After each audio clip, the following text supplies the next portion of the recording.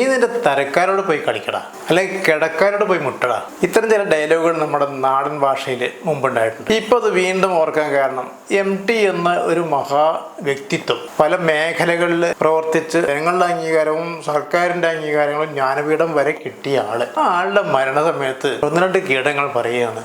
അവരുടെ തലയിൽ ഉദിച്ച ചില അഭിപ്രായങ്ങൾക്ക് അനുസരിച്ചിട്ടാണ്, അല്ലാണ്ട് ഈ MTയുടെ കൃതികൾ വായിച്ചിട്ടോ അദ്ദേഹത്തിൻ്റെ സിനിമകൾ ആസ്വദിച്ചിട്ടോ ഒന്നുമല്ല. ഹൈന്ദവ സമൂഹത്തെയും അതിലെ ആചാരങ്ങളെയും അനുഷ്ഠാനങ്ങളെയും ഇത്രയും വക്രീകരിച്ച് കാണിച്ച് കാശുണ്ടാക്കിയ മറ്റൊരു സംവിധായകനില്ല. എന്തായാലും ചത്തവന് ആദരാഞ്ജലി. ഇവൻ്റെ ആദരാഞ്ജലി ഇല്ലെങ്കിൽ പിന്നെ അങ്ങോട്ട് ഓം ശാന്തി. ഈ ഓം ശാന്തി എന്നൊക്കെയുള്ള വാക്ക് ഈ വൃത്തികേടിൻ്റെ കൂടെ അവൻ എഴുതിയല്ലോ. കപട സാംസ്കാരിക ലോകം പാടിപ്പുകഴ്ത്തിയ ഒരു സവർണ്ണ നായർ എഴുത്തുകാരനും കൂടി അവസാനിച്ചിരിക്കുന്നു. അപ്പോൾ വായിൽ തോന്നുന്നത് എന്തും പറയാം. മഹാനായ MTയെ പറ്റി പറയാൻ ഈ പറഞ്ഞ രണ്ട് വ്യക്തികൾക്കും അവർക്കൊരു യാതൊരു അവകാശവും ഇല്ല. അവരെ കിടക്കാരോട് പോയി കളിക്കട്ടെ.